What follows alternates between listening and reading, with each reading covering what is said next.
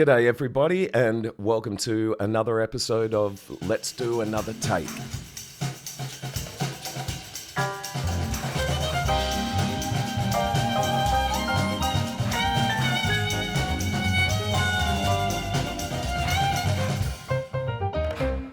In today's episode, I'm speaking with Finbar O'Hanlon. Finbar, I've known about for many, many years. Whenever I used to see him play all the time, he's just a phenomenal guitarist. But he moved to America, and he's now a futurist and an innovator and a technological whiz, as well as an amazing musician. And we spoke about so many fascinating topics. I'm sure you'll find this really fascinating. So please sit back and relax and enjoy my chat with the amazing Finbar. Mate, I'd like to start by asking you, what's the first record you ever owned? First record I ever owned was Kiss Alive 2. Nice. And it was awesome. And I stuck it on my wall. You know, when they used to come in plastic sleeves, in the old days, I used sticky tape, and my mum freaked out because I was like stuck sticky tape over the wallpaper back then. And it was no! And I had the Kiss picture on the back cover with Gene Simmons with all the blood coming out of his mouth. That was hardcore, and it was so good. I used to love that photo. Yeah, it's kind of amazing looking back at Kiss because at the time they were so dangerous. And now it's just kind of hilarious, kind of theatre rock, you know? Yeah. And so did that album light a fire in you to learn guitar? Is that what the catalyst was for you? Not really. It was what lit a catalyst for guitar for me was that I was so bad at school, and Mum and Dad just had no idea what to do with me. Back in the old days, there wasn't such a thing as ADHD. I'm showing my age. They used to call me hyperactive. And unfortunately, I was in a Christian school, and I wasn't bad. I used to just ask a lot of questions about religion they couldn't answer, and they thought I was being insolent. So I was always getting in trouble. So one day I remember I was at Manly Vale, at Warringah Mall in DY, I think it was. And when we were living in Manly, and I saw this guitar, and I was like, Mum, can you buy me that? I was about 10. She was like, what do you want that for? And I'm like, oh, that's what I want to do. So what I found as I've got older was that was a point in my life where I figured out that something that I couldn't understand at the time was I'm really don't get any interest in things where people compete against each other. I'm not into sport. I'm not into competitions. Even if someone asked me to play a game of pool, I'm just not interested. But I love competing against myself. So the guitar was this thing I could take into a room and challenge myself all the time. And I never used to understand why I didn't like soccer or playing with people.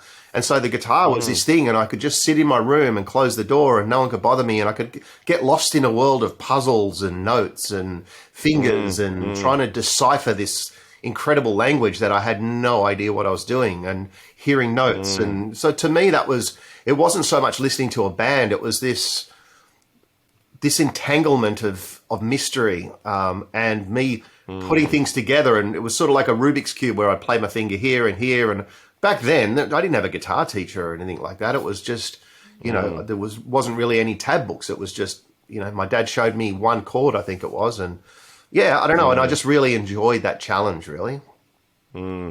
I love that you said it was an entanglement of mystery. Do you still feel that you're entangled in that mystery, even though you know so much about music now? Well, that is such an amazing, amazing question and it's like, it gives me goosebumps because it's really fascinating. Like I'm over 50 now, and I always on purpose look for mystery and look to challenge my own thinking and look to unlearn.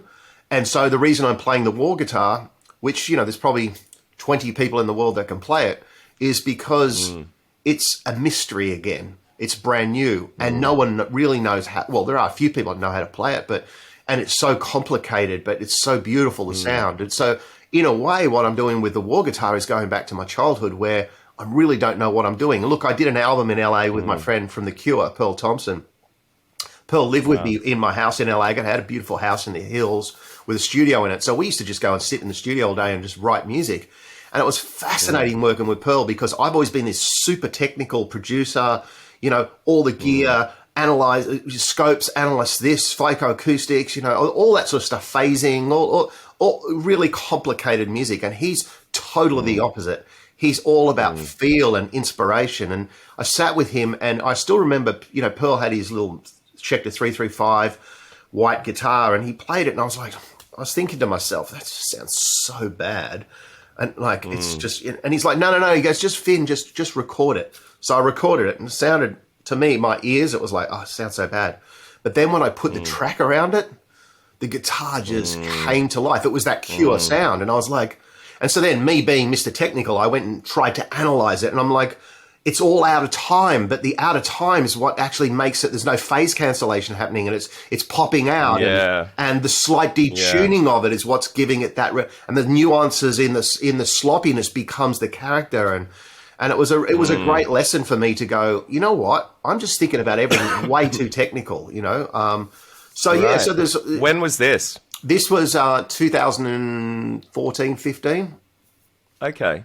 Did that change the way you played from that moment onwards or not? Well, there's, you know, look, I have this mantra that today I might meet someone that'll change my life. And every single major thing that's happened in my life is because I've met someone. And it's because I've been open to listening to them, not closing them off, being able to actively listen, just like a musician listens, but listening to conversation and not coming out with this is my opinion and I'm right. It's that, well, what if I'm wrong? And so just by doing that, you know, it teaches me. Like I remember when I was really young and I had a load of guitar students. I was teaching at the Australian Institute of Music. I was doing clinics. I had about 50 students a week. It was just crazy back then. And I still remember, you know, I would go and get Ted Green snare drum patterns for the drum book. And I'd give it to my students, my guitar students. And I go, right, what we're going to do is we're going to learn these drum rhythms on the guitar, right? Just on one string. Yeah.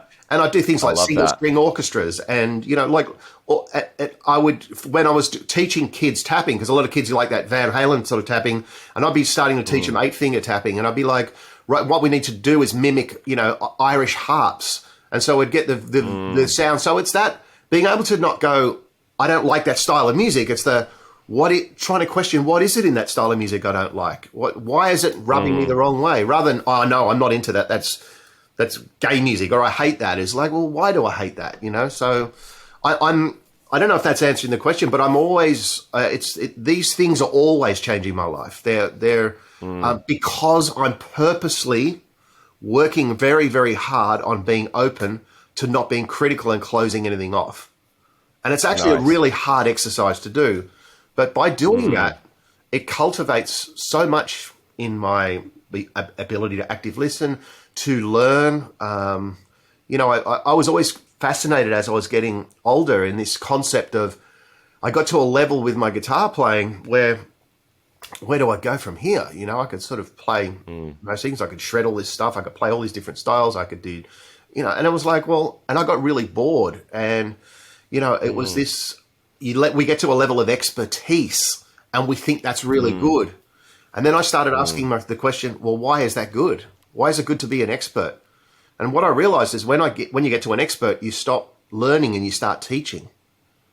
And so I don't know. I just really love not knowing and working hard on not having a viewpoint that I know everything, if that makes sense. It makes total sense to me. I have a certain amount of things that I call my bullshit philosophies. And one of them is that I take great comfort in knowing that I really can't know almost everything there is to know. We can't possibly know yet. And I find it very freeing to... One of the ways I look at it is if humans evolve for another 1,000 years, for argument's sake, they will look back on us and our knowledge of the universe as amoeba level of understanding. And in the same way that if we look at going back to the caveman days, and I mean, they knew virtually nothing of the way the universe works. And I think that's going to be the same in future human history, which means therefore that we do know nothing, which obviously is a bullshit philosophy, but it's one that I like to ponder. Well, yeah, 100%. Look, I think I look at some of the things that have blown my life up, had me traveling around the world, set me up financially, give me the life that I love to lead, to do the things I want to do now. And it's the tech companies I've built, the patents I've built, have all been about being curious and not taking things for granted. Like, for example, the new tech I've invented with my partner, Ahmet Zappa. His dad was Frank Zappa, obviously, very famous musician in the 70s, really transformed music, the concept of music. He was pushing new sonic boundaries. Well, so, I'm going back to ancient tuning systems. So basically what we're doing is, rather than thinking about music as an auditory process, as something that you hear and you go, oh, that's a song, and everyone focuses on Dolby Atmos, like let's create an algorithm that creates spatial elements and head-related transfer frequencies and psychoacoustic cues that give us placement in space. It's why can't we calibrate music to drive human performance? So by non-auditory frequencies as well as auditory frequencies. So we've got a couple of patents on this technology. We're doing trials with everyone from military groups to police forces to change the frequency tuning of a pre-recorded mix of music, whereby each note on a musical scale is retuned or reharmonized to more base level human resonant frequencies. And it's really fascinating because when the ratification of ITU, when the ratification of 12-tone temperament tuning came in, it was designed so instruments could play and tune, right? And so you hear people talking about A440 and 432 and 528 hertz and the God frequencies and solfeggio tunings. The problem is when you're on a guitar, you've got frets. So even if you tune it to an open tuning, as soon as you play a fret, it's all out, right? So because it's based on a mathematical Pythagorean scale. But when you actually apply it to a mix of music, which has already been recorded so everything's in tune, then you actually slice the mix into, say, 48 slices of 4 octaves, and you slightly recalibrate the tuning, and you've got, obviously there's some tricks in terms of the phasing and time delays and stuff. Basically, you retune the whole mix back to a set of human resonant frequencies. And all you need to do, if you do it 48 times, you've got a 1 in 48 chance of creating resonance with an intended audience. And then the principle of what we're trying to do is to say, I'm sorry if this is getting technical, but basically it's about retuning. So if you think about this, all ancient instruments weren't tuned using a guitar tuner. Yes. And so then I asked the question, well, how were they tuned? How did you tune a Tibetan bowl? And they tune them till what's called harmonic tuning, till it resonated with the human, not to a tuner, not to that's 440 hertz. Did that sound good? And so what we've been trying to play with is if we can reset the baseline tuning of a mix and then add in the typical isochronic tones, binaural beats, head-related transfer, all the other psychoacoustic principles, and then do them in certain ways, can we then affect human emotion? So it's an interesting experiment, but again, it's being curious and asking what is music and why do we tune that certain way? And 9 times out of 10 you can find an answer, but it's when you can't find an answer is your chance to find some innovation, And I do that with my playing as well. Great. That's why I like the wall guitar, Yeah, that's great. I'm working with an artist at the moment, and they were talking about potentially doing a song in 432. Yeah. And I did a bit of a deep dive into, researching whether there was anything to that. And at the end of that, my conclusion was that the jury's kind of out on it. But I don't know, but I'm really curious your opinion on this, because many, many of my favorite pieces of music that couldn't resonate more deeply with me, to my knowledge, are 440 tuning. Yeah, sure.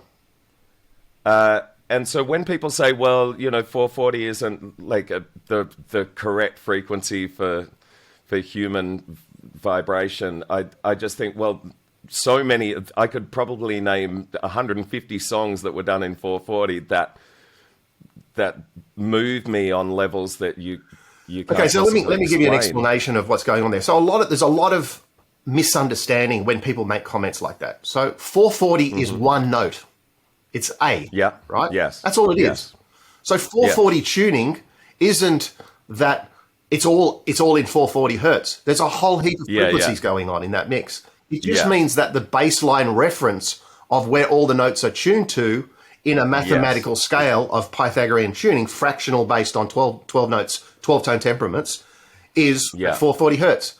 So the songs that might resonate with you, well, let me go back. Everyone has a different body composition, amount of fat, amount of muscle, amount of water retention, cavities in their body, and a lot of what we're doing is based on science, right? So the human body, to find a resonance, and the physics of the concept of resonance is when an energy source is created or sparked, and it hits a recipient, and that recipient has a fundamental frequency in tune with the energy source that's coming at it, and then it amplifies that energy back. So it creates a feedback loop. That's true resonance, right? Yeah. In a mix, there's lots of frequencies going on. Thousands. So depending on the tuning, depending on the reverbs, depending on the EQ, depending on the phase between. So people know about binaural beats. 4 hertz between two different ears, 4 hertz apart, creates that phantom beat in the head. And what it does is it overstimulates the brain to create relaxation. So most people think, binaural beats is this fancy thing. All it is really overstimulating your brain to try and create a balance point.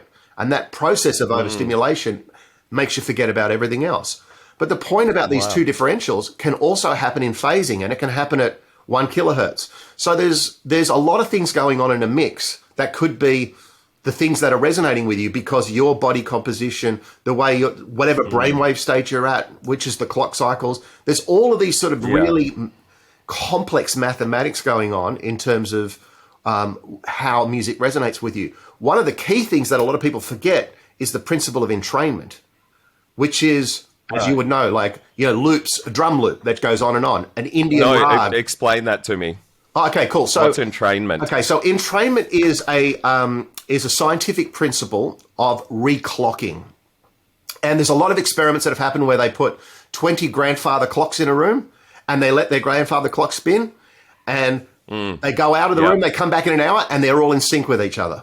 Yes. And that's entrainment, right? Where there's a lot of different things going on in physics, from the sound pressure to X, Y, and Z, which then create a unity. There's a certain groups of birds that every wing flap is all in movement, all in sync when they're doing it. So since the birth of time, music has had this ability to reclock or take you into an external clock reference. And this is why meditation, when you say the same thing over and over again, it creates a sense of entrainment whereby you are now externally clocked to a loop, for example. And this is dance music and all that sort of stuff. So when you look at that entrainment principle and you take it on the frequency level, where you have frequencies, when you take in ultra low frequencies, or you look at the Om frequency between 120 to 150 hertz, it's really interesting when you start to think about, okay, how can I create phase between two ears instead of a binaural beat? I did this on my new album, The Code. I did a lot of this work between how I change reverb frequencies in each ear to create intended responses. And so it's quite interesting when you get into the science of it, because it's not as simple as going, 432, it's the God frequency. Well, to who? What body composition? That's one note. Yeah. And then if you're tuning 12-tone temperament, the point of resonics is to not tune in 12-tone temperament. Our point is every single note in the musical scale needs to be recalibrated to the most common baseline human resonant frequencies, not just one note. So 432 is one note, but all the rest of the notes are out. Does that make sense? Because they're all tuned mathematically. So it's... What do you think, your friend from The Cure that you worked with, and you were saying that you're a very technical person and they're like the opposite. What do you think they would think of all this stuff? They think I'm completely insane. Most people, look, I'll be honest, Michael, most people think I'm insane. This is just my mind. I go deep. I go looking for problems to solve. I go looking for questions that people haven't asked. It's part of a game to me.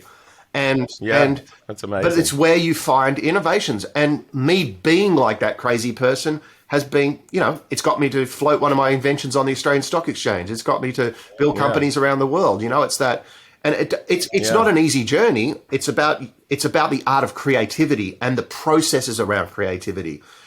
Once you know the methodologies around creativity, not just, I'm a creative person, then you actually can start to go, right, I'm going to actually use this process. So again, people like Pearl from The Cure, they're just innately, they have a sound, and it's great, and I love it. I'm not that lucky. I don't know. I don't know what I don't know. I just sort of, I'm a very analytical person, but I'm on the other side of it. I work very hard at a certain point to think of it like this. With my playing, I got so good technically at my playing. Then the next hardest part for me as a player was to throw all the technicality away. It was very, very hard. Yeah. It was actually the hardest thing for me to do as a guitar player. How I did that from a creative angle, I've got my walls littered here with 7 and 8 string guitars. I would tune my guitars to one of my 7 strings to the word baggage, Baggage. Why? Nice. Because I've got no idea what chords I'm playing. I've got no idea. And I would sit down and I'd write a song, and it would force me to not play any chord that I know what I'm playing. And it's not bad. It's not a standard tuning. So I would just go and get a guitar I'd get a baritone nylon. I've got these really crazy, weird guitars here. Beautiful. Wow. And I would tune them to things that just sound good sympathetically to my ear. So all open, it's got this beautiful sound. And I'd go, blah, blah, blah, and I wouldn't even know. I wouldn't even analyze the notes. And then I'd sit around and noodle around until I came up with something. And to me, that was, I know the technicalities. I can think about all the, how I do chords, tritone substitutions over here, how I move into key centers over here, all of that sort of stuff. Okay, good. I look at that as my textbook thing. So it was very hard for me to throw the rules away. So that was, I call it, I did a talk, it's actually on YouTube. It's called Being an Expert at Not Being an Expert. And what I do is I try and teach tools in the corporate world. I teach tools to experts to go beyond being an expert. To actually, because when you're an expert, you're now defined by the rules, which is your expertise. Your expertise blocks you into a way of thinking, and then you typically defend that viewpoint. But it's very hard to then let go of your brand of being an expert and go, now I know nothing. But you've got those skills to be able to assemble and gain insights. I don't know if this is all making sense, but absolutely. Is that confronting for people? It's confronting for everyone. It was confronting for me. Yeah. But it was so liberating at the same time. Because I thought... But sorry, you go. No, I was just saying that at one stage, everyone knew me as this crazy shredding guitar player that, could do all these ridiculous, crazy shredding things. And that was my brand. And I didn't want that to be my brand. I only got to that level just because I wasn't there doing it because everyone could give me adornment. I was doing it because it was a challenge. And then I got that challenge done and I wanted to do another challenge. But then people associated with me with that. So for me, it's I don't know. I have to move on. But it's a challenge because everyone wants you to be that person. When I was doing lots of guitar clinics, people put up these, all these guitar companies have put up these signs in music stores. Oh, Finbar's coming and he's a shredder with taste. And I used to hate that. Like, I wouldn't say I'm a shredder. I'm just a guitar player. You know what I mean? It's like... I thought you were going to say you hated that they said that you had taste in your shredding. Well, actually, in one clinic, I actually went, because I was so angry, I went and bought like one of those manual food process things, right? And I got like a cabbage. At the beginning of my clinic, I shredded up a cabbage and I gave it to the audience before I started. Everyone's like, this guy's completely off his rocker. But anyway, I probably am, but That's amazing. So earlier you were talking about the kid that, was essentially ADHD and didn't do very well at school. Do you ever kind of look back at that kid and think, what would that kid think of the man that I've become now? Do you think that kid would be like blown away by what you've achieved? Not really. Because it sounds really weird, but I don't really look at what I've achieved. It's not really important to me. What's important to me is waking up every day and doing whatever I want with the people I love and doing cool shit. And Yeah, look, that's I've beautiful. got nice cars and nice house and all that sort of stuff. But that's not what defines me. So I think if I look back, what I'd be really proud of is my dad. So my dad was dock worker from Liverpool. I was born in the UK too, in Liverpool. We moved out. Right. My dad was always like, son, whatever you want to do, I'm going to support you. I've got no idea. We got no money, but whatever you want to do, anything you want to do, if you don't like school, we'll figure something out. And he got me into the, Johnny Young Talent School. I was doing lots of commercials. I was doing all this stuff when I was a kid.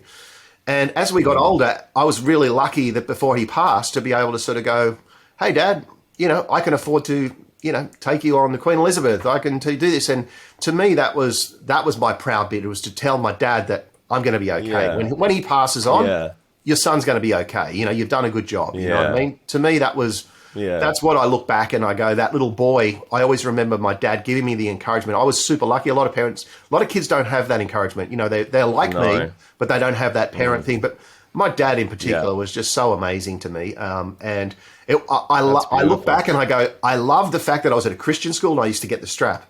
I love the fact that my dad had no money. I look now, and sometimes in my life now where I've been okay, there's times in my life where I've got the financial resource to do what I want. I don't have the same appreciation. I just go out and go, I'll just go and buy a piece of rack gear that's like, 5 or 10 grand. Yeah. Back in the old days, I would have saved for a year to get that. And then when I got it, I would know everything about it because it was like, I worked so hard for it. And it's sort of funny that when you can go and get everything, it's like, I don't think I appreciate it as much. When I used to get given guitars by guitar companies, I got $5,000, $10,000 Jacksons given to me through my endorsement. I'd be like, oh yeah, that's nice. And then I'd have to ground myself and go, man, if I bought this and I worked for it, I'd have a totally different association with it. So I'm sorry, I'm jumping around probably on your question, but No, not at all. I suppose the reason I ask it isn't to kind of say, would you go back to that kid and kind of say, with an element of hubris, I've achieved things. It's more that there are probably so many young people, particularly, that feel like they're not good at school, so they're not going to have a successful life, or they're not interested in anything yet. And I find it helpful when people kind of look back, and particularly someone like yourself who struggled so much at school, to actually look back at that kid and go, you're going to turn out okay, mate. You're going to do well. It's more as an encouragement for people that might be struggling themselves. Yeah, well, look, Michael, it's one of my greatest passions these days is to try and help kids realize they're going to be okay, right? It's to try and be what my dad was with the time I've got, obviously. But it's we're in this society these days where social media has a false portrayal of all this success and people buy into that success. For me, like my definition of success is being able to wake up, create music, do public speaking, do whatever I want to do, really. That's my definition of success. Yeah. And I've had nice, and I'm not saying that's right for everyone, but I've been through a journey where I've wanted to have the Ferrari, I've wanted to have the house in LA, and once you get to that stuff, it's like, okay, what's next? And so this is my part of my journey now. But what I've found is, though, that as long as you are doing two things, I think you will always be successful. And a lot of people think that's really crazy what I'm about to say, but it's one of them is really common sense. The other one isn't so much common sense. But the first thing is making sure you go forward. You don't route yourself in what happened in the past, right? Opportunities pass your life every day. Like if I put down in a book, the stuff that happened in my life, people wouldn't believe it. Like seriously, like from being in a nightclub in Paris to getting a 10 million euro investment to being on a private jet with Bernie Ecclestone at F1 at Cannes Film Festival, Playboy Man, people just wouldn't believe the stuff that I've done. And you know how that stuff has happened? Because I've just kept going forward and I've been open to just meeting people and having a good energy, right? So as long as you're going forward and not blaming this, this isn't right and I don't have this because of that, it's about who might I connect with? Who can I be around that's inspiring me? How can I help them? And that opens doorways. It's like getting on a video game. If you're in a video game, let's say you're in World of Warcraft and you got your little group around you, That's your, you've got your little guild and they're your friends. Yeah. But where are you going? Yeah. Where's your journey? You don't sit around waiting to be smashed by some monster. So it's what does your life look like? How do you take that? And so, I talk to kids and parents that love video games. And it's the parents that are the problem, not the kids. I'm like, mate, learning a video game is unbelievable. And I talk, because I play video games, I'm a massive gamer, and I talk through the lens of the kid about instances this or this on Roblox or this on, whatever it is, Fortnite and these parents are like, and I'm like, what you don't understand is you're trying to attribute value to something that the skills this kid's learning. So anyway, but the kids don't have that capability to connect that. So from a kid's perspective, I love what you're saying there, to be able to showcase that. It's if a crazy person like me, who no one understands, who looks really weird and can survive in the corporate world and do things, you can do it too.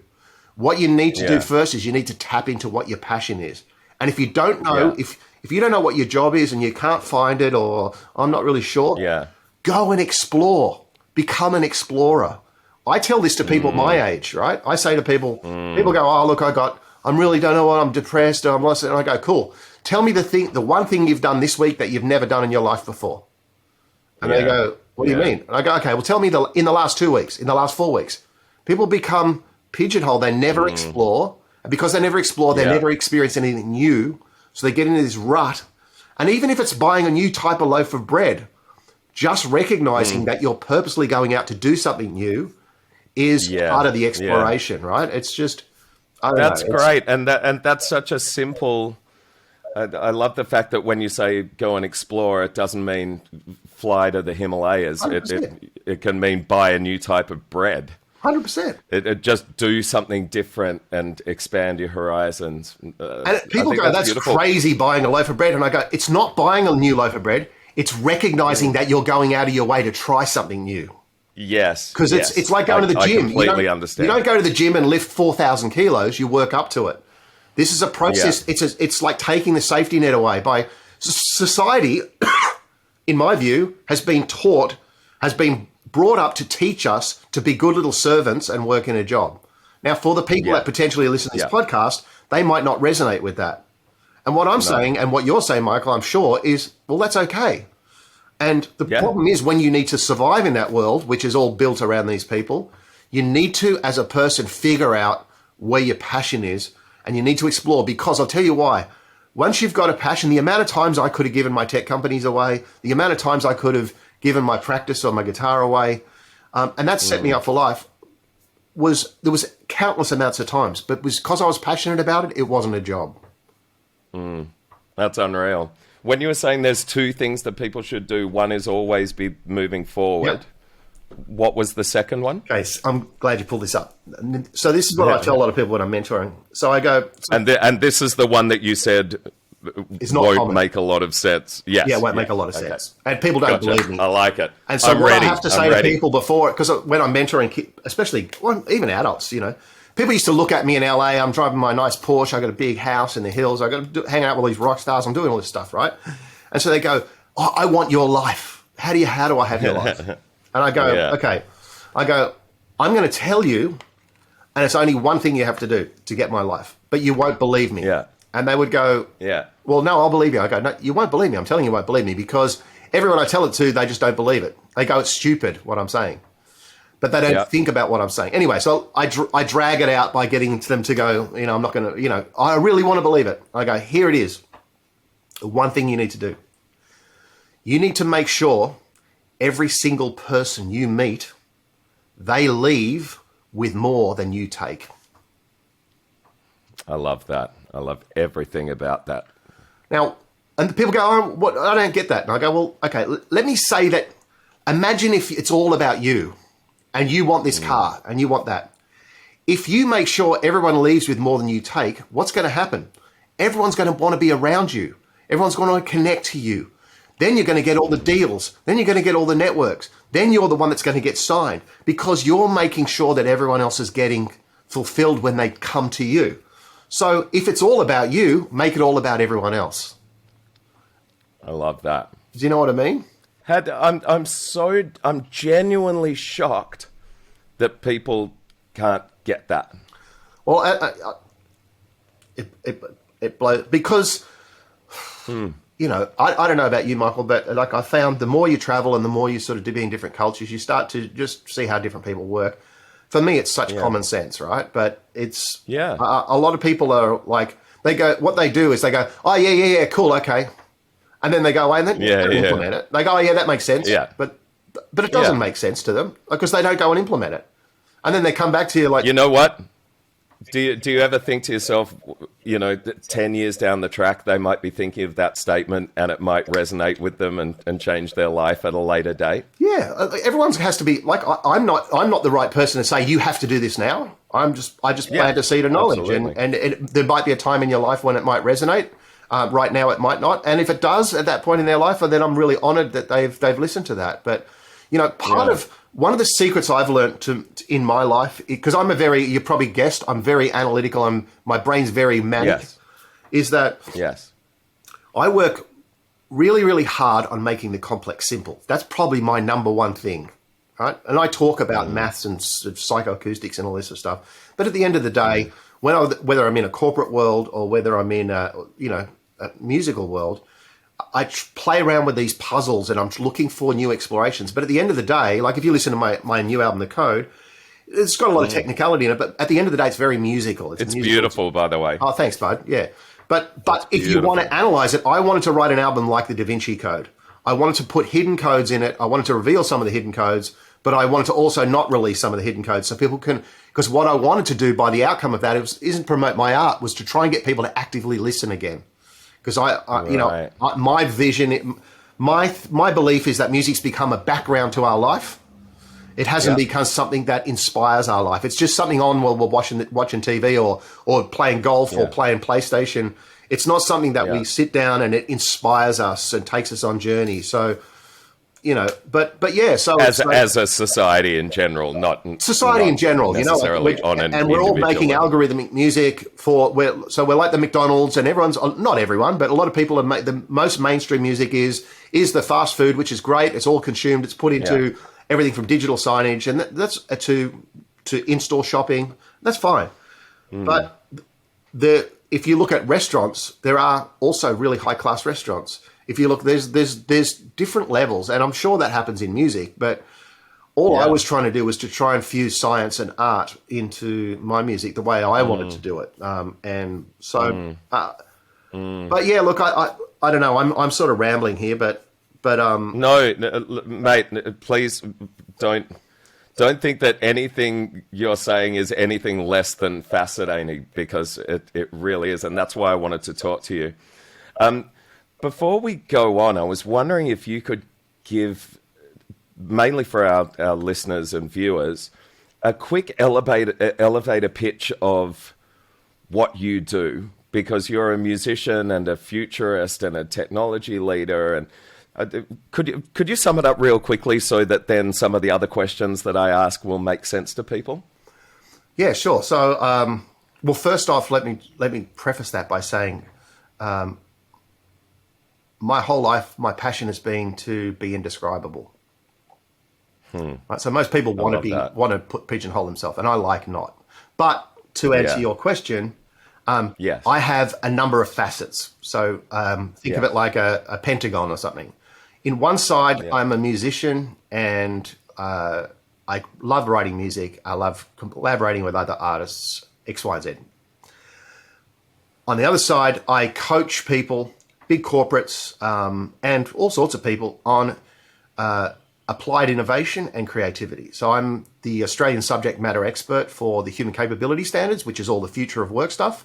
So I work with big organizations all around the country, Fortune 500, blah, blah, blah, companies, in teaching them how to use creativity in creating, solving problems, using the reorganization of existing things. And we can go into that later. But that's the definition of creativity. Plus, I'm the APAC president of the GINI, which is the Global Innovation Institute based out of the US. So they came out of Boeing, Whirlpool, and NASA. And they're a group that they're in 40 countries, 10,000 certified innovators. So they're really about how do you help organizations create innovative outputs. So I've got a coaching side where I teach people stuff. Then I do public speaking. So, so I've got a number of different hats, and then I'm a technology entrepreneur. So I've got a new app, which is a Lego AI app launching quite soon. It allows kids to take a photo of something, draw something. They put their parts into the app, and then it takes their drawing and turns it into a fully built Lego model. They press a button, Fantastic. and it prints out all the instructions. So it turns their drawing into Lego. And then I've got my tech with Ahmet. So I'm always exploring.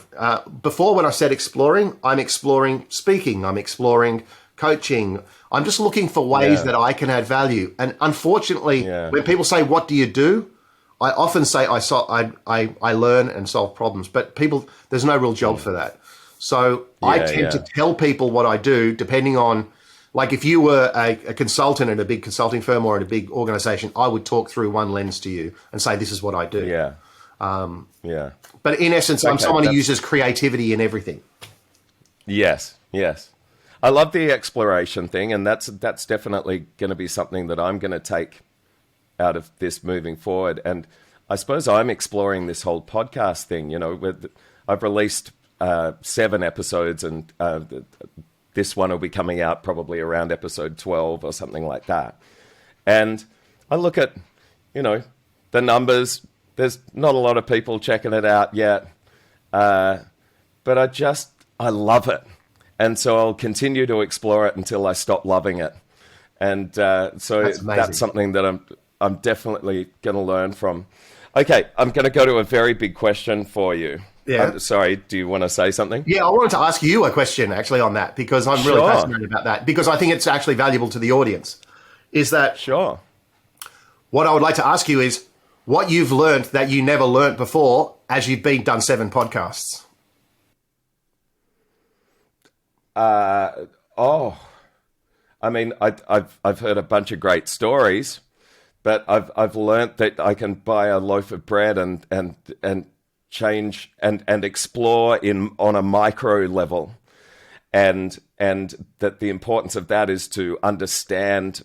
It's not the actual act; it's the understanding of what you're doing at that moment. But look, that's a tough question. I've spoken with well, it is just because I've spoken to so many amazing people so far who've. Well, if I could give you an insight... I'm going to have to think about that. Well, yes, if I could give you an insight, because I've done a similar thing to you. I created a show called Raiders of the Lost Art.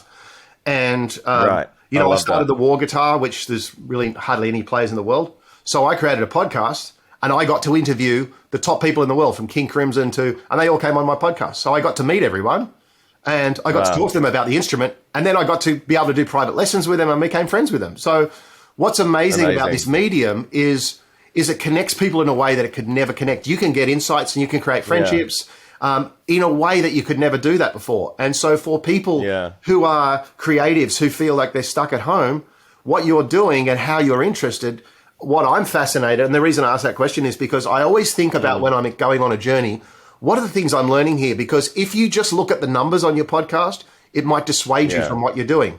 But that's the wrong measurement of success. Absolutely. You know what I mean? Absolutely. Yeah. Anyway, sorry, I interrupted your question. No, not at all. I think one of the things I'm learning is that there is a big part of me that when I espouse my ideas, I'm doubting myself every fucking sentence, and I feel like I ramble. I feel like that there's so much self-doubt and self-criticism, which is okay, but it's something that I'm constantly processing. And I don't feel it as a producer when I'm making records. Obviously, I do get moments of doubt, as any creative does in the process of making records. But talking to people, there's a big part of me that feels like now, for example, that I'm just fucking rambling with bullshit that no one cares about. So that's something that I'm learning, and I'm also learning to be totally comfortable with that. And I'm enjoying doing these podcasts and having these chats, and I think my guests are enjoying the chats. And so that, I suppose, is all that matters at this point, right? You just keep doing it Absolutely, mate. until you don't want to do it anymore. Yeah, I'll tell you. There's a great framework. Have you ever heard of human-centered design? No. Okay, so human-centered design.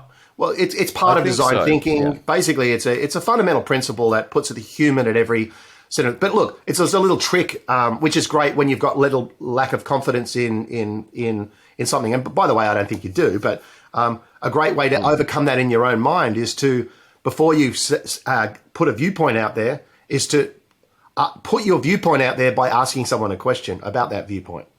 And what happens is by asking them a question before giving the viewpoint, you're being able to get the input data that gives you an understanding of how to wrap the language around how you deliver your message to the person where it resonates with them. Interesting. Yeah. So if for example, you were going to talk about, I don't know, let's talk about Gibson guitars, and you love Gibson SG, so you're going to talk about a Gibson SG. And you really wanted to talk about, the G string and not staying in tune on a Gibson SG. You might want to, as a suggestion, is go, hey, have you ever heard of this issue with Gibson SGs where the G strings are out of tune? Have you experienced it? Do you have one? And they go into a story, and that story then helps you, as you're listening, craft out exactly how you're going to deliver your message. So there's a couple of really interesting ways to evoke engagement through an audience by asking a question rather than just delivering a hypothesis. Yeah, interesting. My next question for you is, have you ever noticed that the G string on a Gibson Les Paul is temperamental? I'm glad you asked that question. Have you ever noticed that someone might ever Because I really want to talk about it. No, God, I have so many questions for you. I really want to talk about AI. Yep. And I don't know which one to ask first, so I'm going to go to this one. Are you worried about AI? Does it scare you on any levels? Not at all.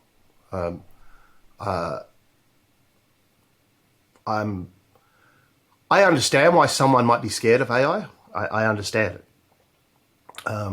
But if you go back, it's interesting. If you go back and go into the Wayback Machine and type in early videos on what the internet was, right? It's a really, really interesting exercise.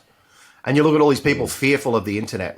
Oh my God, this thing called the internet's going to come in, and there's all these pirates and blah, blah, blah. And there's all these fundamental changes. AI, I've done a lot of work. I actually did a webinar last night for the Global Innovation Institute of America, and I talked a lot about the future of work, and I've been up with a lot of the studies of what's happening and how AI is replacing and automating a lot of jobs, but it's also creating a lot of jobs. For example, there's a lot of talk at the moment about Midjourney and DALL-E 2 with art and how AI is replacing art.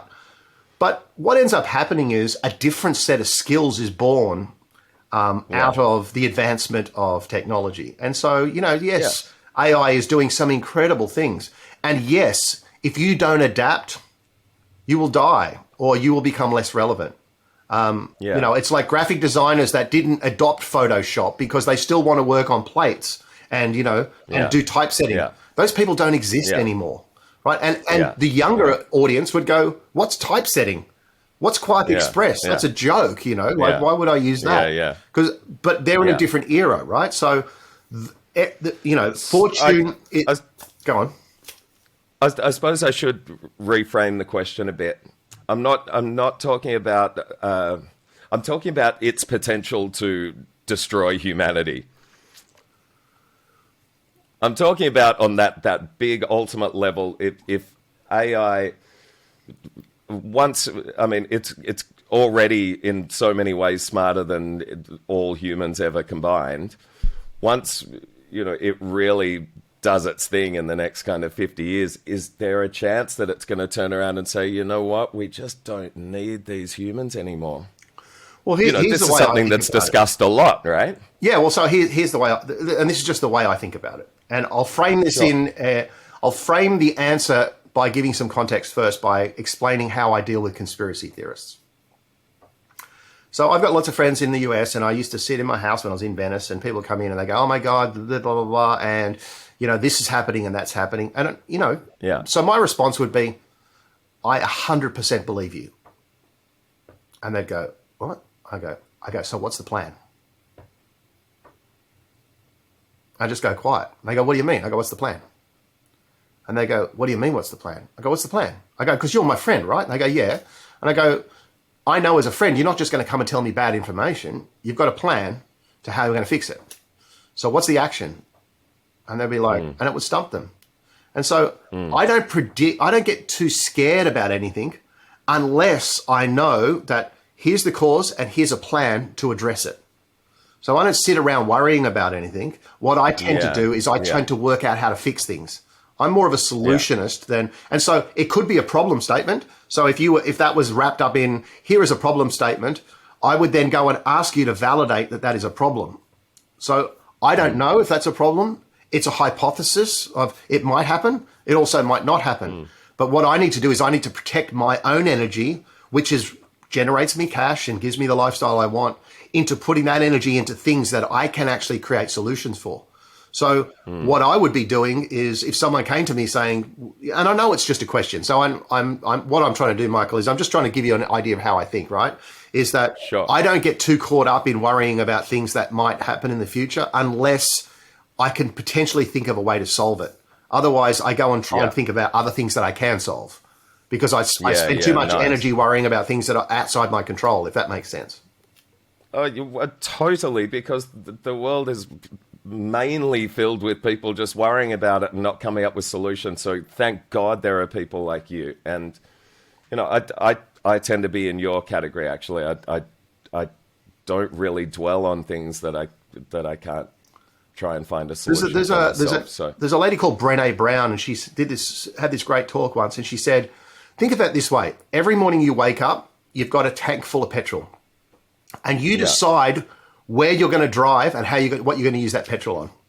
You got fuel. Nice, I like that. And so it's up to you and so you can sit around and worry about all this stuff. The reason I don't watch the news is because I call it the daily dose of despair.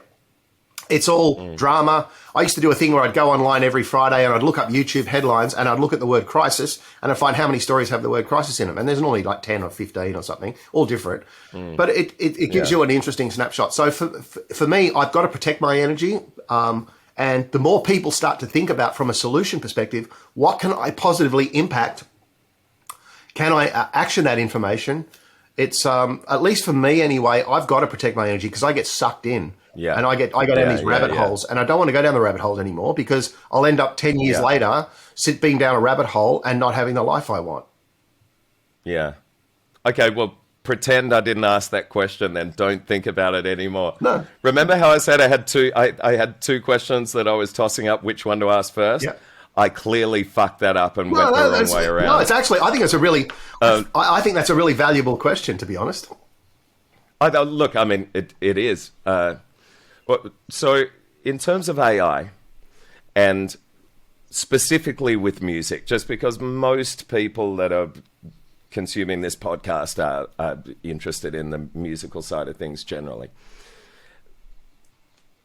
how is AI, in your opinion, going to redefine music composition, music production, music performance in the next 20, 30 years?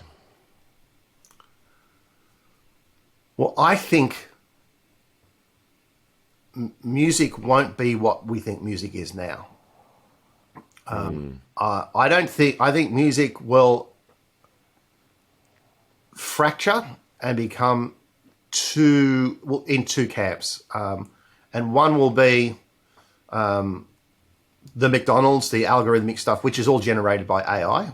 And anyone that does that music really won't compete because there won't be any jobs for them because it'll all be automated. It'll be like based on your Apple Watch, what body temperature you are, what brainwave state you are, what thing you're trying to achieve, you're trying to study, you're trying to get past an exam. It will automatically know all that stuff, and the algorithm will create a soundtrack which will help drive you, give you that energy to get through. And so that's where I already know that stuff exists and it's happening. Is that a bad thing? Well, it's a bad thing if you only write that type of music. Yes, it's a bad thing. But if you're a musician, what if the AI is generating music that going back to what you said at the beginning of the conversation about resonant frequencies and breaking down our concept of Western tuning and I'm the sure it will. 12-note I'm sure scale we'll get to that level. And so if AI can create things that resonate within us in a way that we've never experienced before, that's a good thing, right? Yeah, see, what a lot of people need to recognize is that the way AI works is it has input data sets, libraries, algorithms, and they go into another algorithm. So these data sets, they're big data, small data, unstructured or structured data, and they go into these compute algorithms, and those algorithms learn and get better and blah, blah, blah. But how does an AI learn the art of human collaboration?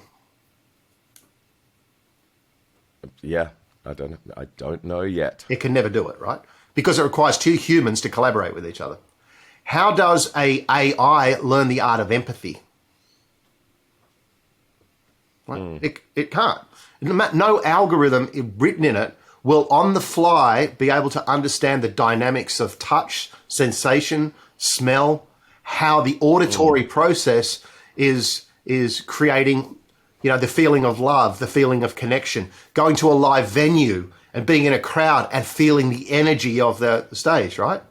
I believe these are the untapped core fundamental human parts of music that will be driven to amplification, and we will come up with new forms of engagement.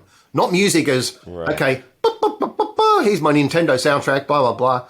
That's the way we look at it now. I'm going to write this, and here's what the drums sound like, and here's this, and it's basically a puzzle that we put together to create this flat thing that comes out, and people listen to it on a streaming platform.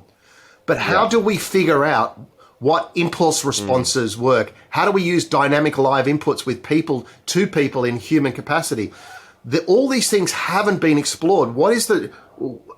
Who's capturing and understanding the dynamics of a live crowd from a death metal crowd to a country crowd, and why? And then how does that feeling then inform the artist to produce on the fly? What changes in the artist set?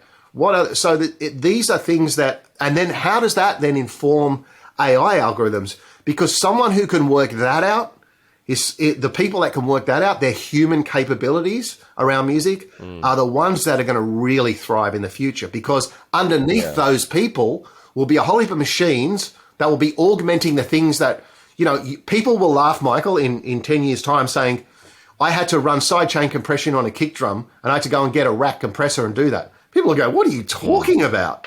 Like, it'll all just be in one chip, right? They'll just go, it'll be voice controlled. You won't even have to tell it. It'll already work that out, right? I want this sound. You won't even have to think about it, that brain interface. So I believe we're going to a place where keyboards won't exist, mice won't exist, trackpads won't exist. The human brain interface will exist. There's already in the new Oculus Pro coming out, the Cambria that's coming out this year, eye tracking in the VR.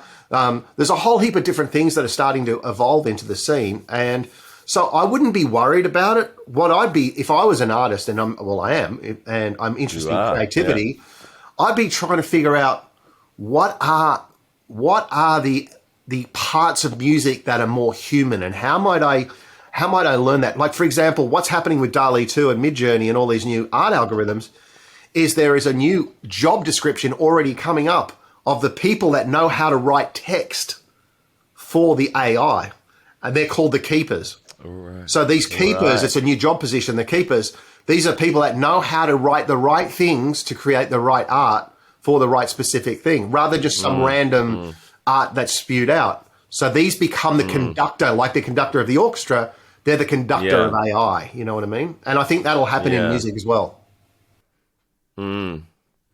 It's a I mean, the future is always uncharted territory, but I feel like AI is such an incredibly uncharted territory for us to navigate in the next 50 years. It's going to be fascinating to see. You know what I think? I'm all for it. I'm all for it. Do you know what I find fascinating from doing a lot of work in psychoacoustics and sound frequencies is that most people don't understand that sound is a massive uncharted territory.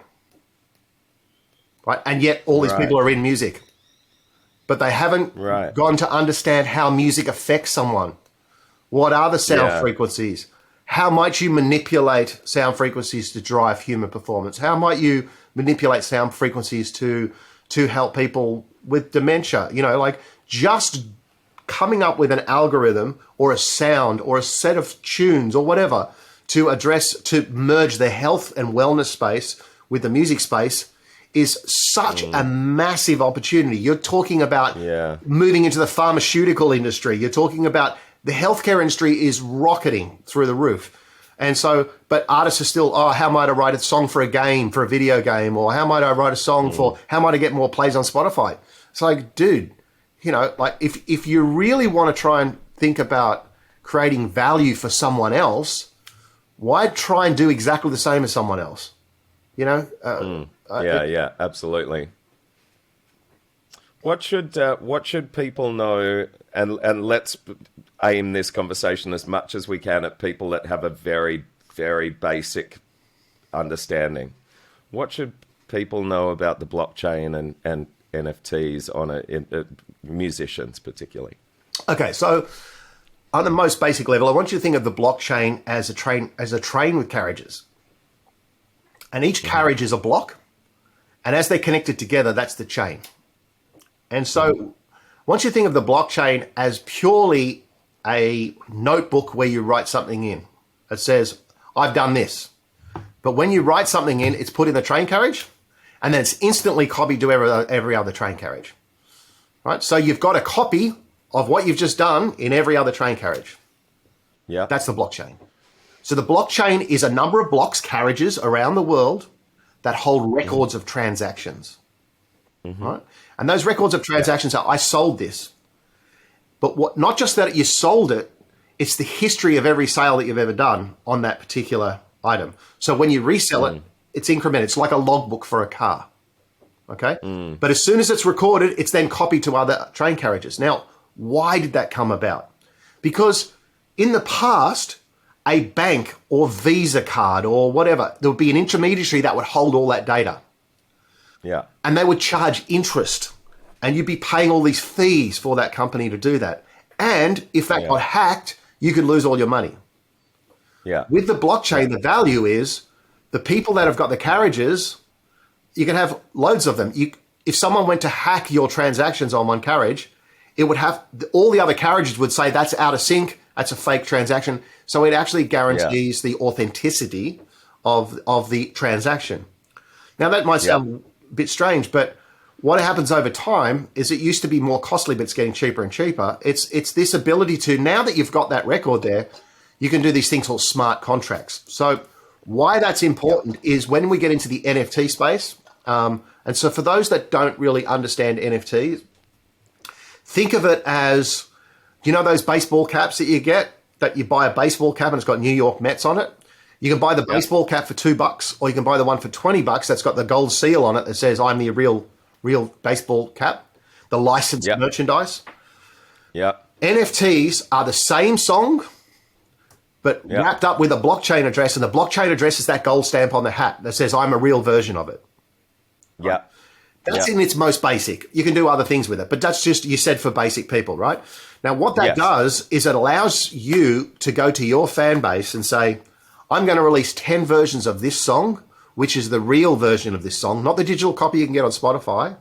And because you've got that, I'm going to give you something else extra, a certificate of authenticity or some extra little file or whatever, or a little graphic that's attached to the music track that no one else has got.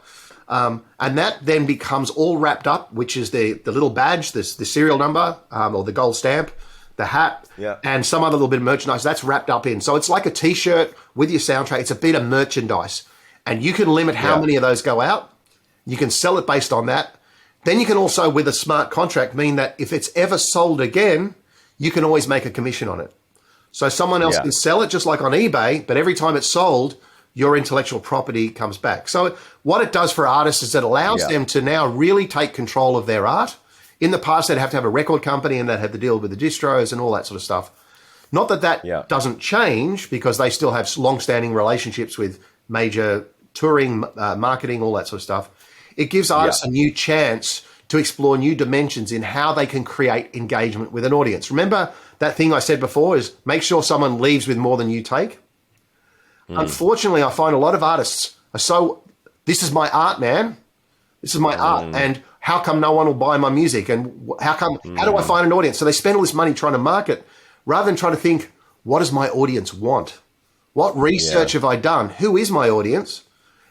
How do I align my message with my audience? And how does my art connect with them? Because it could be your music, but you might, if you understand what the audience wants, you might be able to deliver and wrap that in a way that that delivers the audience. So my album, The Code, here's the problem statement I understood. I've got a very expensive hi-fi system in my house. And I go to a store and you go and buy, a really expensive pair of speakers, for example. You go to a high-end hi-fi shop and they put on music which is jazz or classical music from 50 years ago. And I go, well, all in high resolution. I go, well, that's great. But where's something modern? And they'll play a Dire Straits or a Peter Gabriel or a Trevor Horn thing, which is great in the 80s. And I go, where's something from last year? And they don't have anything. So I go, well, here are people with lots of money that are buying really high-end stuff that have no modern music to listen to. And this is an older audience who have cashed up. So who's writing music for them?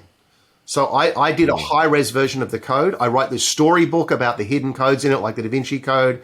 I came up with this concept. I mixed some of the tracks in Resonics with all these frequency things. And that was all part of the story. And look, I did a private launch with my label in Nashville.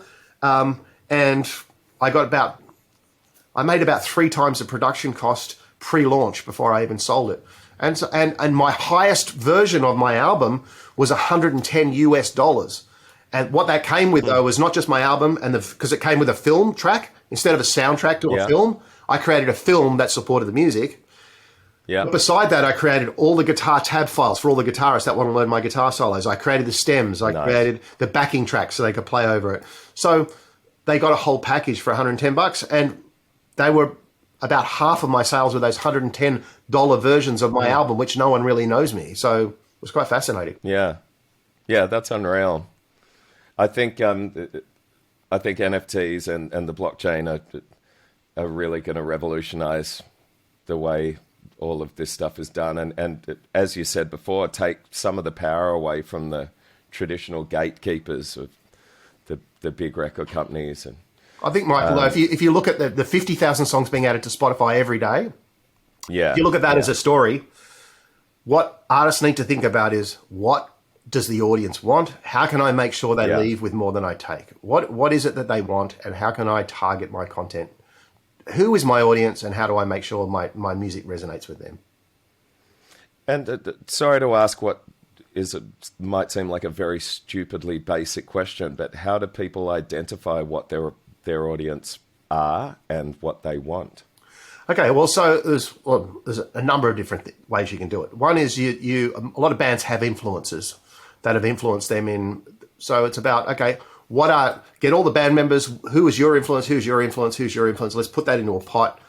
Is that into a segment? Okay, what Facebook groups? What Reddit groups? What blah blah blah blah blah? How do I find that out? They're your marketing channels for people who are already bought into a style, a genre, a brand, a story, an alignment. So they're your people, they're your tribe to start with.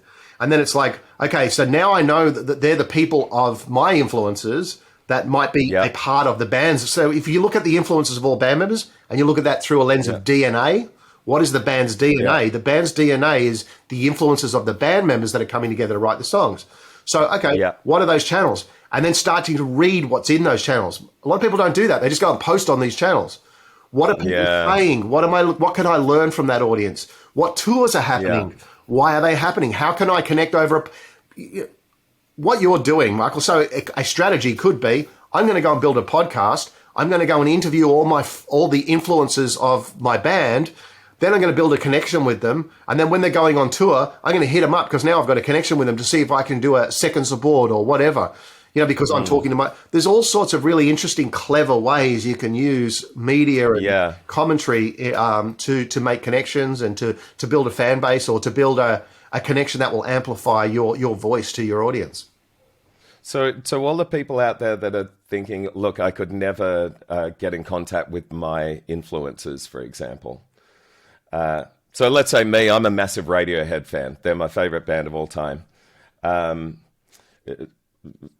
I would think, well, there's no way I can just email and get Tom York on the podcast. What would you say to that kind of thinking? Okay, so what I would say is, okay, draw a Monopoly board.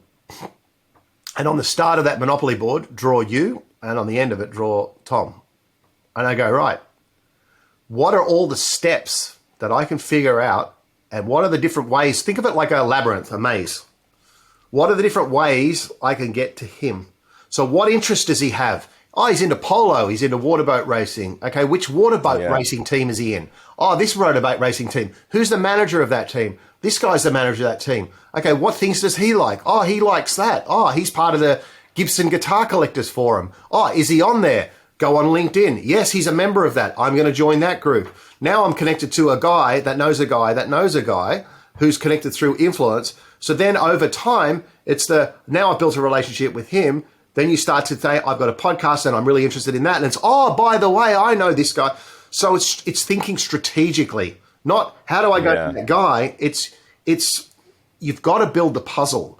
What are the pieces in this puzzle? So artists go, I just want to go on tour with you too, whatever. And they go, how do I go on tour with you too? And I go, well, I don't know, but what are the pieces in the puzzle? I go, what do you mean? What's the piece in the puzzle? Who's their touring company? Who's their label? Yeah. What people in your network? How far is your connections to? Go on LinkedIn. Yeah. Go and build a profile on LinkedIn. Go and join some groups. You'll see your second, third, fourth relationship to that person. Yeah. You'll start to work out different ways and maps to get to them. If you're clever and ingenious, these are just human beings. But they don't want to be shielded from people, big fans coming up to them all the time asking them for things. But they've got people around them that trust them. Look, I've got so many friends that are big movie stars and rock stars, and people go, how do you know this person and how do I know that person? And those people have always been through someone else introduced me. I never went up to them and said, hey, can I be your friend? So it's how might you, so it's thinking strategically. And you're normally only 3 or 4 degrees separation from anyone, really. What do they call it? 7 degrees separation to Kevin Bacon. But it's that. You know, it's quite fascinating. And the more you dig in, the more you learn. It is a strategy. It's not as simple as I just want that. You don't just go, I just want a Lamborghini and wait there and one's going to turn up. You got to think about, well, how do I get my Lamborghini? Oh, I need to do that. And that leads to that. You got to think the same thing. So all of that, I love everything about what you just said there. All of the artists that put so much of themselves into creation of their music and the recording of it, then they get to the final hurdle, which is releasing it and trying to get it to resonate with as many people as they can. They kind of just go, fuck it. I put it up on Facebook. I did a post once. Nothing happened. A lot of people struggle to find that desire to do the strategic stuff. And so I think what you just said could actually really help a bunch of people, including me. I mean, I love everything that you just said there. Well, I'll give you an example. Like if I said to you, Michael, who is your number one go-to guy at CAA in Hollywood? You probably wouldn't have an answer. No. And I go, well, do you know who CAA is? And you might have an answer. And you go, well, no. Well, creative artist agencies. So they handle some of the biggest artists in the world. So why don't they know about you? You know, and, I could never go to them. Okay, well, why not? You know, it's you need someone to help you. It's all great blockchain and it's all great, all this stuff, but you've only got limited capacity yourself, right? Yeah. And you can't just expect to know everything about everything, right? You can't, you know, like people go, I need to know this. And artists these days need to know everything. And in some respects, it's great if you know everything, but it's even better if you know how to strategically and critically think. Because if you know how to provide value, you could go to someone who's the best of the best and go, hey, if you work with me, this is the value I'm going to create for you. Artists don't do that a lot of times. They go, here's my tracks, man. They're really awesome. What do you think? Yeah, that's right. And that's the same conversation everyone's having. They don't go to them going, hey, I've seen what you do, and I think I can add value to you. They never start the conversation like that. They go, what do you think of my band, man? It's like, it's a totally different sort of conversation. Yeah. So I'm going to learn that lesson right this second, and I'm going to ask you, is there anyone that you know that you think would enjoy talking on this podcast that you would reach out to on my behalf to see if they would be a guest? Potentially, but I'd need to ask you a bunch of questions before I do that. Yes, it doesn't have to be now. Yeah, I'm going to throw that out there. Yeah, so the answer is always yes. I'm always down to help, but I'm only down to help once I know what success looks like to you, who are the types of people you're trying to connect to, because what I need to do is when I connect to someone else, because I care about adding value to them just as I care about adding value to you, I need to wrap your request and this is an important lesson for everyone listening to this, I need to wrap your request in a language that sounds like I'm providing value to them, that it's not a request from you. Yeah. Does that make sense? You've said so many things that are going to absolutely become part of my DNA moving forward. And I just... Well, guys, can't thank you enough. To the audience, I say this. I'm an old, over 50s, fuddy-duddy musician dude, crazy mind, entrepreneur, innovator type dude. I've struggled a lot of my life to get cut through, and just as a lot of people do. And so the lessons I'm telling you are from battle scars of many years. And through my method of trying to make things simple, what I tell you, I've got no vested interest in telling you the wrong info. It's so you take it or leave it. But I think that what I'm trying to say is for the audience, not just for you, Michael. It's just I think there's some things in there you can go work really, really hard. My thing to you is if you're swimming against a stream and you're finding it's really hard, stop and try a different approach. Yeah. I think that's fantastic advice. Do you ever suffer from real crippling self-doubt? Not really, because... That's good.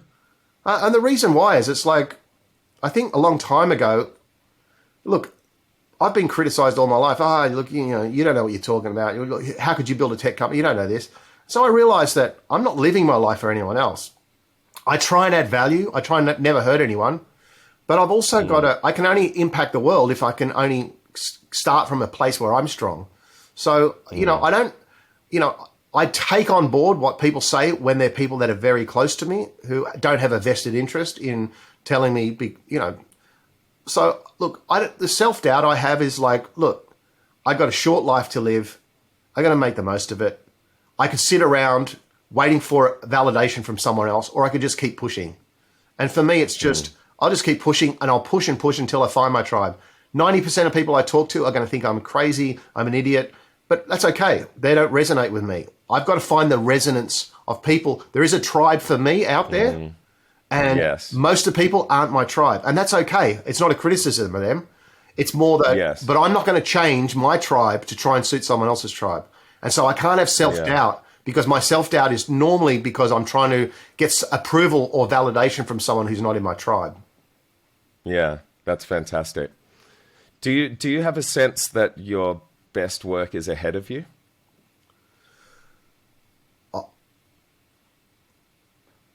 It's a really good question because I don't know. Everything I do to insanity. Like my last album took me 5 years to create, right? So I don't know because I always try and make everything I do my best work. So absolutely, yeah. I'm very much a perfectionist, but I'm also a commercial perfectionist. So I know that at a certain point in time, I've just got to get something done. So I'm really good under pressure. This has to be done tomorrow. If I don't put myself under pressure, I'll give you an example. When I was doing my album, it was about 4.5 years. And then my label in Nashville, I just got my label. And they go, right, your album has to be out by Thanksgiving. And I went, cool, no worries. Hung up the phone and I looked on the calendar, when's Thanksgiving? And it was 3 weeks. right? And I've been working on this for 4.5 years. And I went, oh shit! I just basically what said, stage yeah, was it at right? this point? And it was, look, what stage was it at? A lot of the songs were done, nothing was mixed. Songs were still not fully finished. Nothing, right? And it was very like my songs. Some of my songs have over 100 tracks of information in them, right? Very complicated mixes. Well, there's stuff going on. Like I've got words to the song where I've transcribed the words to Morse code. Rhythm guitars playing the words in Morse code on certain tracks. I've got animal prints in DNA that I've mapped to each sequences. There's all this really complicated stuff, right? So I've gone into it, but I finished the album in 3 weeks because I had a deadline.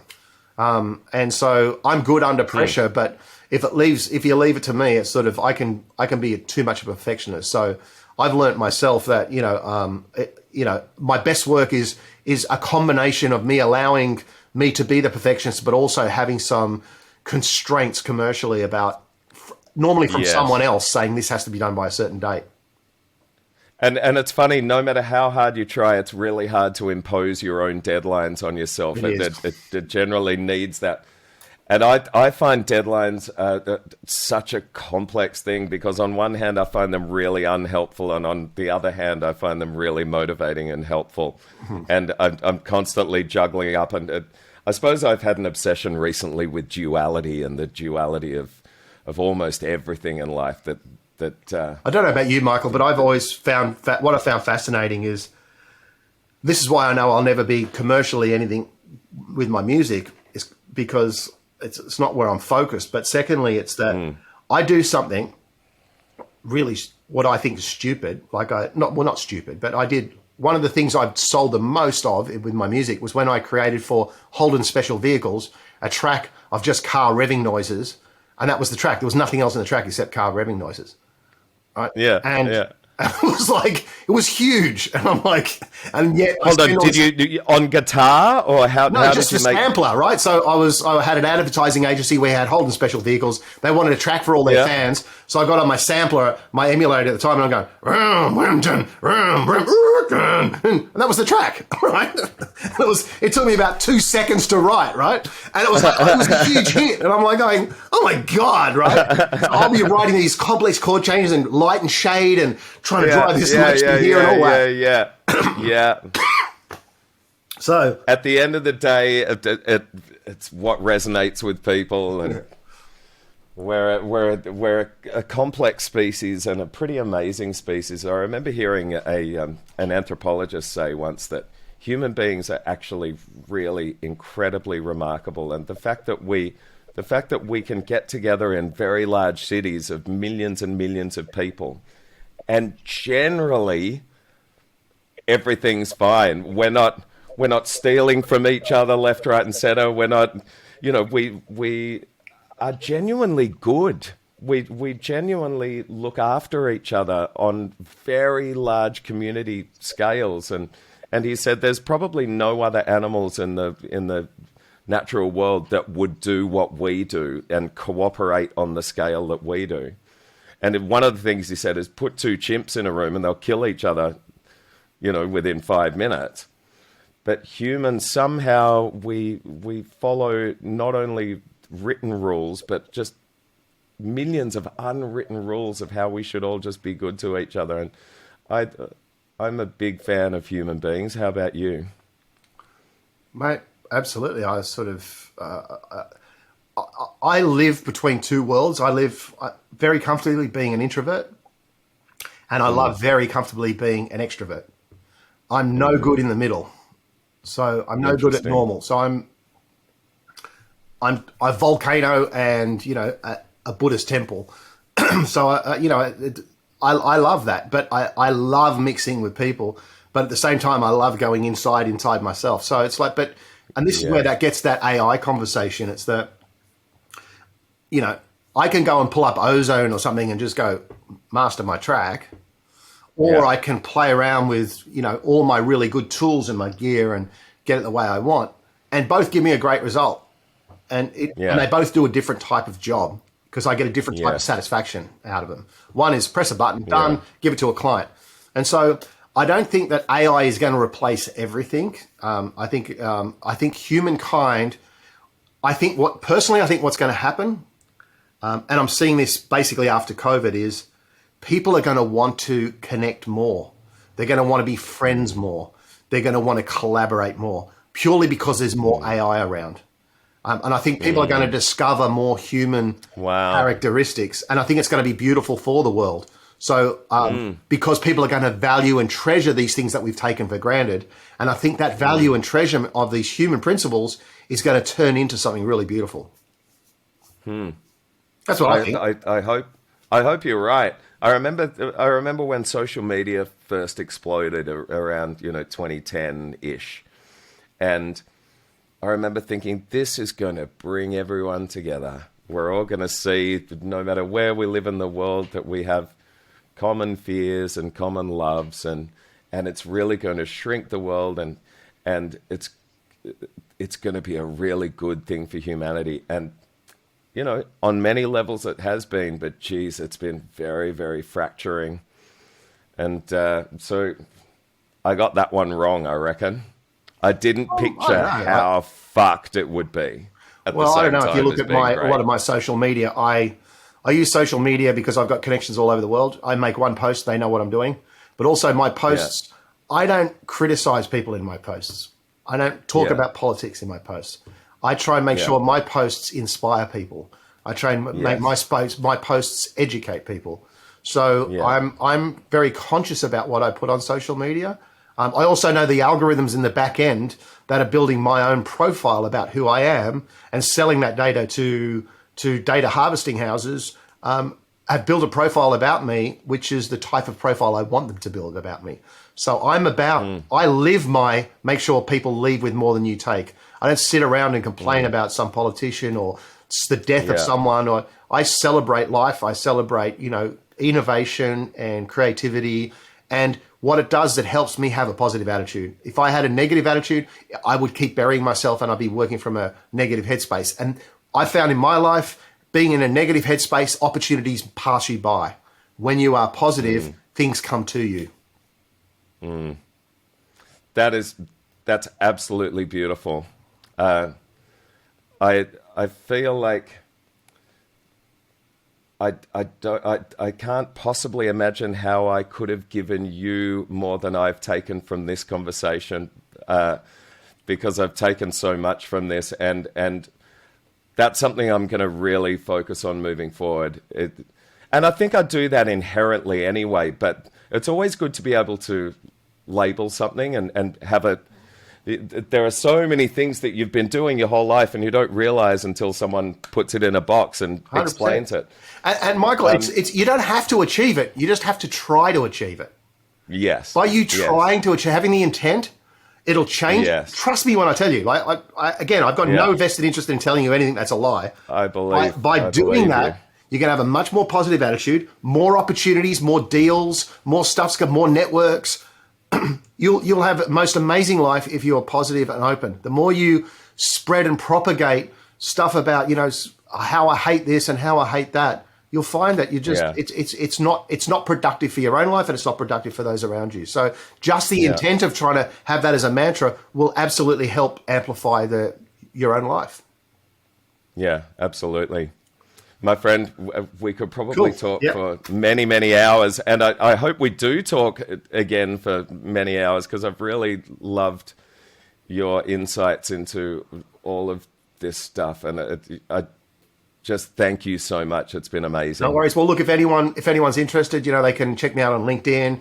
On Facebook, I've got a YouTube channel, which has got a whole bunch of cool... I've got a lot of lessons for artists on how to learn design thinking, stuff about sound frequencies. There's a whole bunch of stuff on there. I've got great interviews with my friend Ross Robinson, who produced Korn, Slipknot, Limp Bizkit, all of these bands. I've got lots of different people on my channel as well. So head there if you're interested, and we'll keep connecting. And your new and your music on all the streaming services. Just been launched yesterday on Spotify and Apple Music. Yeah. So look up for Finbar, and let it take you on a journey. Look, I'll put some links up in the description.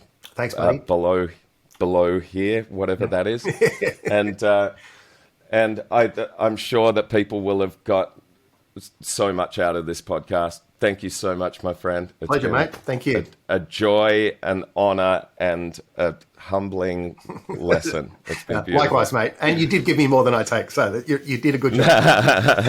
Thank you, mate. All right, buddy. Take care. All right. Well done, mate. That was fucking great.